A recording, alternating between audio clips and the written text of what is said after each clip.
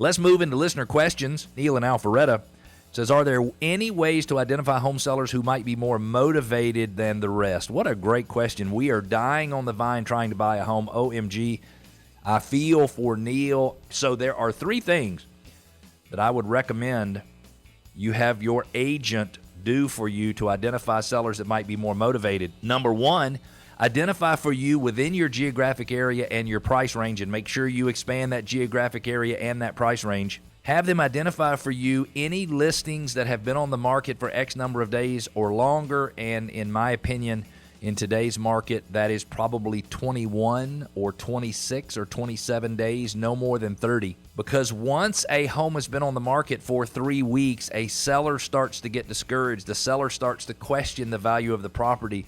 A seller starts to be, let's just say, you know how you tenderize meat sometimes before you cook it? Well, sometimes the first 2 or 3 weeks of a market tenderizes the seller from a value standpoint. So number one, which homes have been on the market longer than the average days on the market?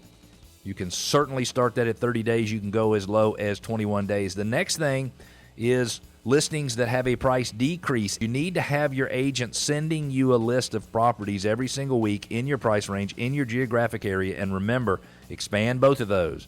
Bracket further above and below the price, and do geographic areas surrounding your area. And I would search by no criteria at all, meaning I would just search this school district, this area, this price range, and make sure your agent is able to identify for you any home sellers who have reduced their price, because those, in my opinion, would be higher in the seller motivation index. And then the last thing is you might want to ask your agent to look up any expired or withdrawn listings in your preferred market area over the last year or 2 or 3, because the reality is those sellers might have been looking for a price that was so high 2 years ago the market wouldn't give it to them, but today the market might very well provide that price. I'm not saying that your agent will be able to find contact information. A lot of agents have access to databases that take expired and withdrawn listings and give them all of the contact information for the homeowner so that they can make some phone calls. But Neil from Alpharetta, these are the ways I think you can identify home sellers who might be more motivated to sell.